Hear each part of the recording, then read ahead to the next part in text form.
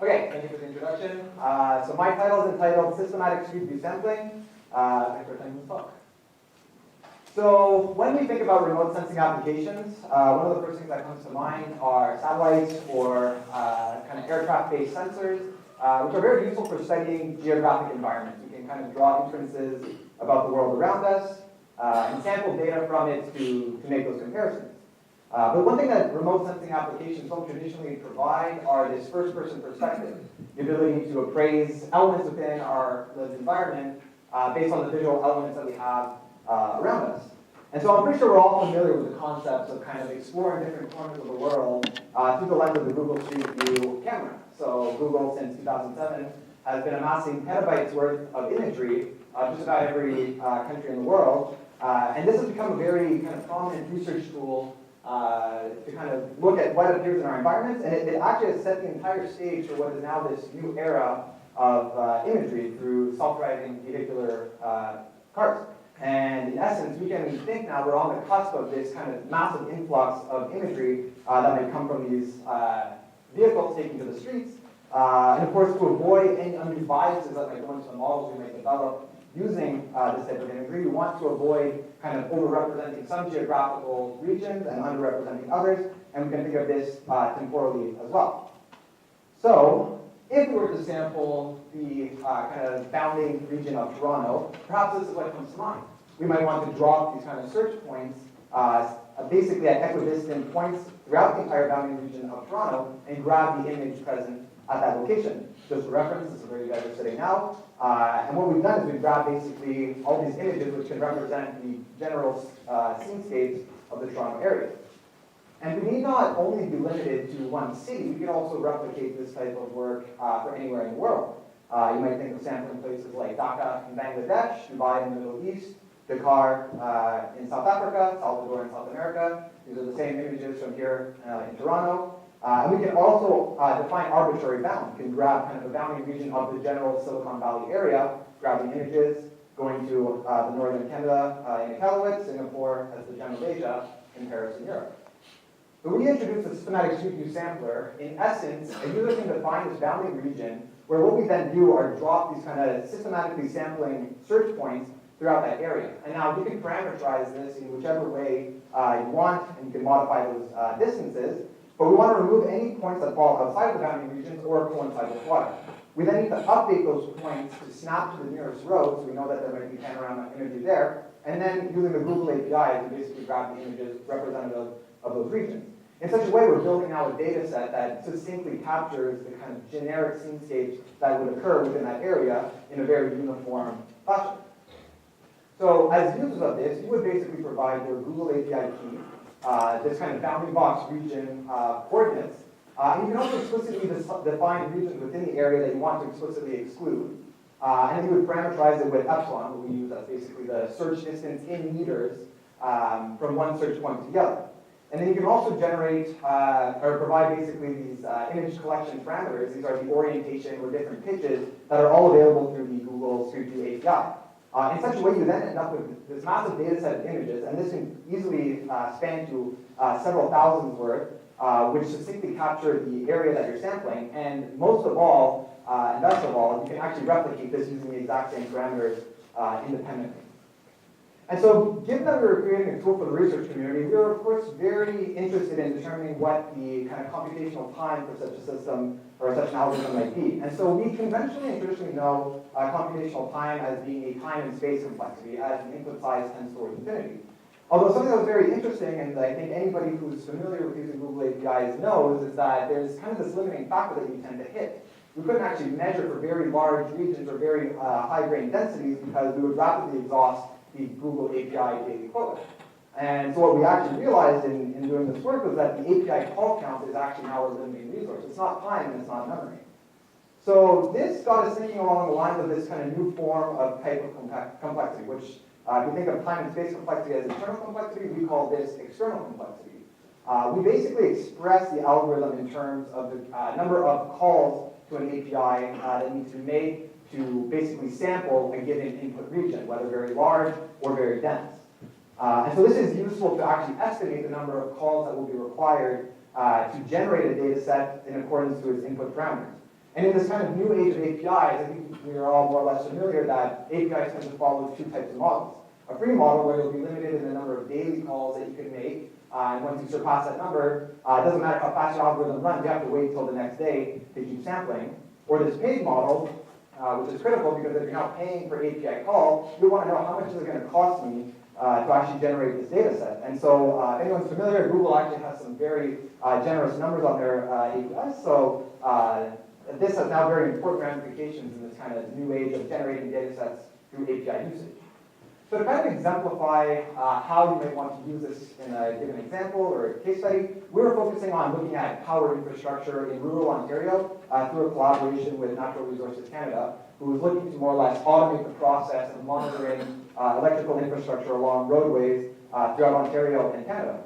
And so we want to show that using S3 or S3 in conjunction to basically, well, S3 to generate data sets and Amazon Mechanical Turk framework to annotate or label those data sets, you can generate these very large and actually labeled data sets very cheaply and quickly. So what we did in our work was we focused on here in Ontario, and what we did was we actually truncated at the 45th.7 latitude to basically remove any overly remote regions, and we also explicitly excluded any city that had a population over 100,000 to focus on the remote and not the rural, not the remote and not the urban. And then using different sampling resolutions, we basically collected imagery. We started with an epsilon value, this is 10,000 meters, so 10 kilometers distance between our different search points. We went to a bit more fine grain to 5,000. Eventually to 2,000, we settled on a 1 kilometer distance between our search points, and we're able to amass basically this imagery data set of 18,883 images.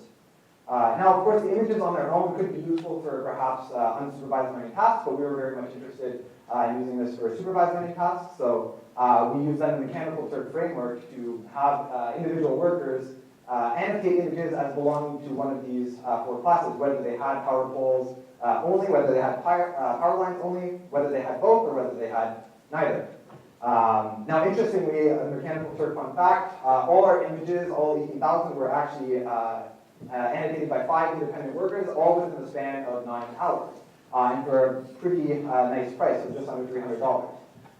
And so what we were able to obtain was very high accuracy results on our data set. So our data set, we knew for the classes that had a consensus label where all 5 workers agreed, they were very highly accurate, but as a trade-off, we have this kind of drop in retention rate, which means that we were only able to retain 60% of our images, but at least of the 60% we retained, they were very highly accurate. And this is a very nice trade-off to accept because through the SQ algorithm, it's very easy to go and collect more images if the drop in retention is too drastic.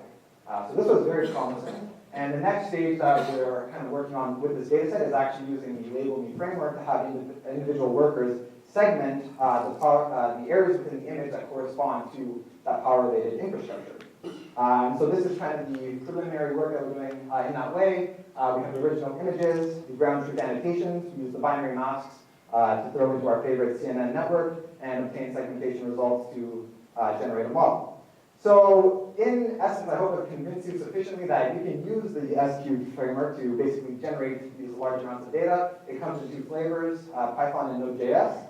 And that you can very cheaply then annotate that data set using an Amazon Mechanical Turk or Label Me framework, and then use that data set to train whatever model of interest and hopefully deploy it. This is our GitHub link where you can find it for your own tool, and I'm kind of running out of time, but very recently, in kind of very ironic latest news, literally a week ago, Google released an update about how they're changing their Street View API usage to a pay-as-you-go model. So every developer who uses this now needs to enable billing. This has very large ramifications now for external complexity, given that it's going to be more important than ever to appraise the cost it will take to create these large-scale data sets. This is coming into effect July 11. And just to give you a sense of how that's going to change things, our 18,000 image data set took what we would call 5 API days under the free model. It would have cost, had we done it through the paid model, around $200, but under the new paid model and Google's pricing scheme, it will actually be about an order of magnitude greater. So I'd like to acknowledge my co-authors on this work and thank Natural Resources Canada for partial support, and I'll be happy to take any questions.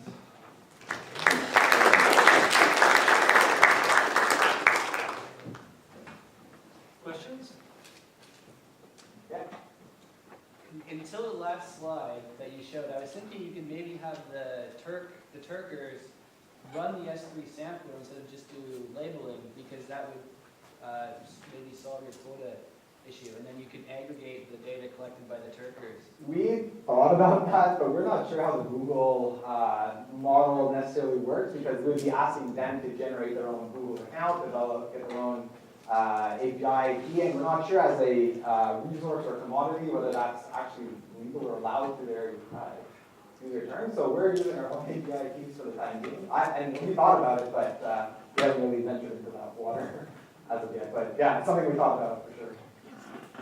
Yeah. If you only retain the images where all 5 annotators agree, Yeah. aren't you going to bias your data set towards easy examples? Yeah, and so we thought about that as well.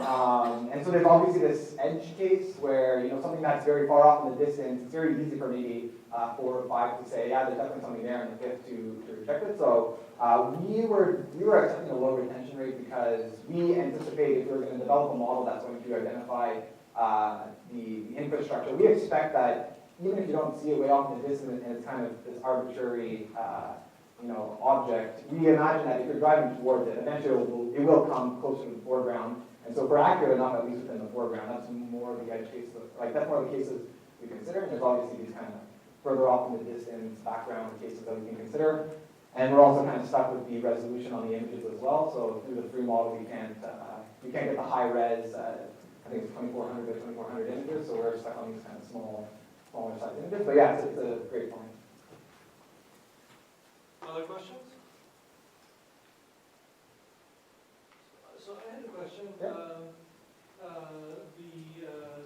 The sampling scheme that you have essentially assumes that you want equal sampling with respect to area. Yes.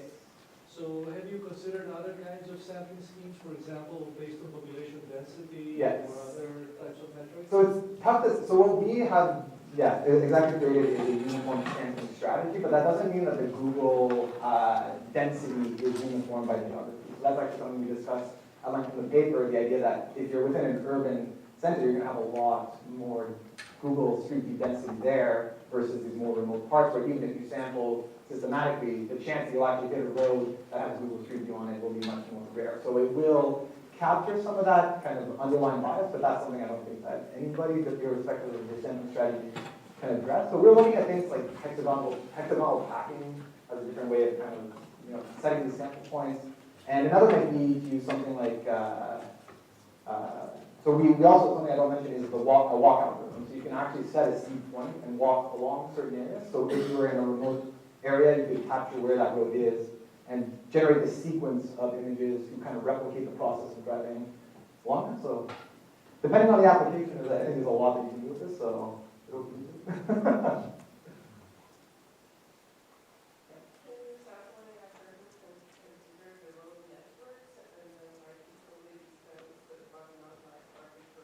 Yeah, so depending on the use model, so we were obviously interested in things that had power along roadways. So we just naively assume that the roadways that will appear in the images will have power along them. But if we were interested in things more like power towers or these types of things, we might want to bias our sampling strategy towards areas that are known to have more of this type of infrastructure. So I think ultimately it comes down to whatever your research question is or whatever you're trying to acquire within your images. Here we're trying to be as generic as possible to provide the tools that somebody could kind of build in their own specifications. So we try to not bake too much of these assumptions into the model. So if you want to more on that, I can help you. Okay, let's thank our speaker again.